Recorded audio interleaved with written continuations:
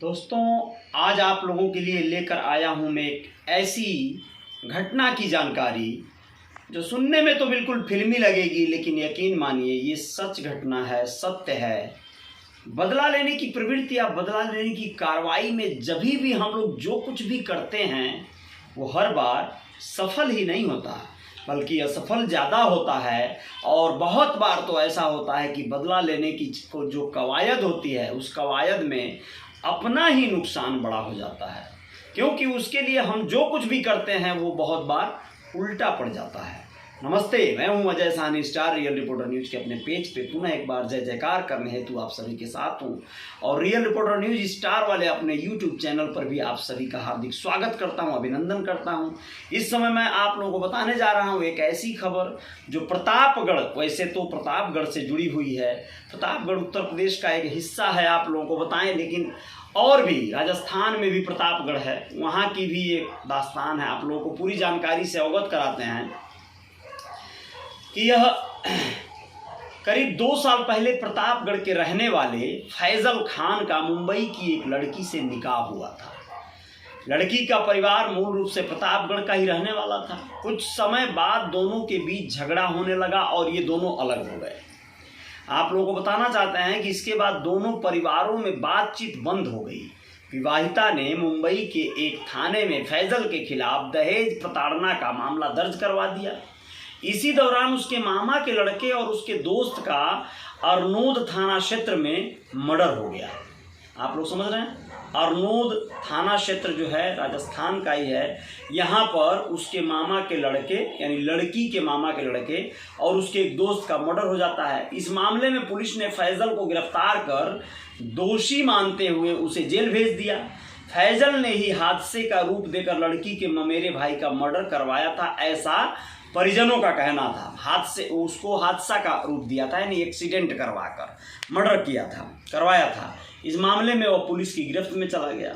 अब आप लोगों को बताएं कि अब यहाँ पर मामला आगे बढ़ता है और दामाद फैजल को मरवाने के लिए जेल में बंद है। बंद के ही दौरान जेल में मरवाने के लिए उसके ससुर याकूब और साले मूसा, उसके साले का नाम था मूसा, दोनों दुबई से प्लानिंग कर रहे हैं। देखिए, प्लानिंग करते हैं कि वो लोग प्रतापगढ़ के रहने वाले जो फैजल है उसका वहीं जेल में ही मर्डर करवाएंगे। कैसे करवाएंगे?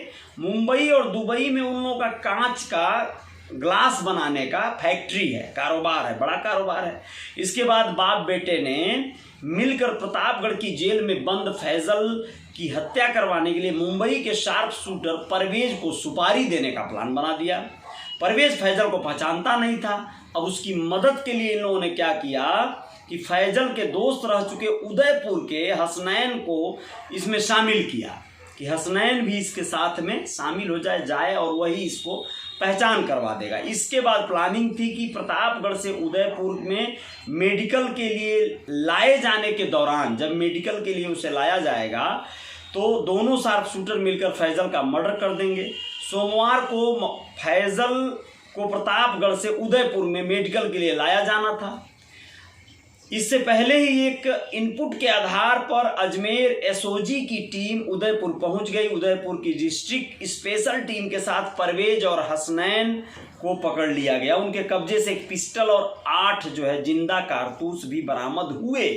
अब आप लोगों को और भी आगे की बात बता दें कि यह मामले में एसओजी की सूचना पर उदयपुर पुलिस जो है उस टीम ने 2 शार्प शूटर यानी फैजल और जो हसनैन है और उसका जो एक शूटर है, उन दोनों को पकड़ लिया। दोनों बरामद जेल में बंद एक कैदी फैजल की हत्या के इरादे से यहाँ पर जो है घूम रहे थे। दोनों ने बताया कि उन्हें मुंबई और दुबई में ग्लास का कारोबार करने वाले जो बाप बेटे हैं फैजल की सुपारी दिए थे। बाप बेटे फैजल के ससुर और साले हैं। तो सारी खबर उन लोगों ने ही उगल दिया, हत्या करवा दी थी, ऐसा उन लोगों ने कहा था कि उनके साले के बेटे की हत्या इसने करवाई थी। पिता के कहने पर साले ने दुबई से बैठे बैठे प्रतापगढ़ जेल में बंद जीजा को ठिकाने लगवाने की प्लानिंग बना दी थी। इससे पहले ही एसओजी के इनपुट और उदयपुर की पुलिस ने दोनों शार्प शूटरों को दबोच लिया। बदले की सनक ऐसी थी कि ससुर और साले ने दोनों शूटर प्लान ए और प्लान बी बनाए थे। दामाद के एक दोस्त और मुंबई से शार्प शूटर को हवाला के जरिए सुपारी के लिए 1 लाख रुपया भेज दिया गया था और 80,000 रुपया पिस्टल खरीदने के लिए भी भेज दिया गया था।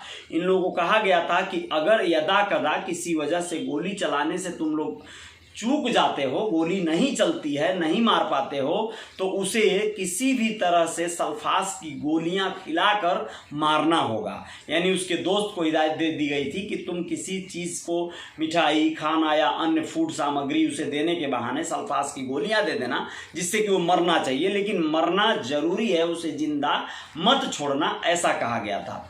अब इससे आप लोग अंदाज़ा लगाइए कि क्या हो सकता है। कहने का आशय ये है कि जब भी आप लोग अपने जीवन में बदले की भावना से कोई भी कार्रवाई किसी के साथ करेंगे दोस्तों, तो यकीन मानिए कि वो हर बार सफल हो जाए, ऐसा ज़रूरी नहीं है। अब सोचिए कि इस पूरे षड्यंत्र को रचने में वो साले और ससुर दोनों के ऊपर भी कार्रवाई हो सकती है। शार्प शूटर महोदय तो दोनों लोग गए जेल में। अब ये दोनों अगर दुबई में होंगे तो दुबई में हो सकता है वो लोग वहाँ से जल्दी आना न चाहें, बात आई गई हो जाएगी, पुलिस प्रशासन है, पैसा खर्च होगा, सब कुछ समझ में आ जाएगा। हो सकता है वो लोग झूठा भी साबित कर दे कि हम लोग नहीं दिए थे, वो लोग झूठ बोल रहे हैं, और वो लोग भी स्वीकार कर लें कि हाँ हम बयान बदल दें। लेकिन कुछ भी हो, कुल मिला जुला कर नुकसान तो हुआ, 1,80,000 का ही सही, कुछ मिला तो नहीं, और वहाँ पर वो चौकन्ना भी हो जाएगा। हो सकता है निकलने के बाद वो और अपराध करे, ऐसा भी हो सकता है बदले की भावना से। तो आप लोग सजग रहिए, ख्याल रखिए अपना, और बहुत ज़्यादा बदले की कार्रवाई और इन तरह की चीज़ों को जब आप सोचेंगे तो और ज़्यादा मामला बिगड़ता चला जाएगा, और ज़्यादा आप लोग पशोपेश और परेशानियों में फंसते चले जाएंगे। जय जयकार जारी रहेगी रियल रिपोर्टर न्यूज़ पर। आप लोगों का बहुत बहुत धन्यवाद, स्वागत है, बहुत बहुत शुक्रिया। आप लोग इंस्टाग्राम पर भी मुझे फॉलो कर लीजिएगा, जय जयकार जारी रहेगी। बहुत बहुत धन्यवाद, शुक्रिया।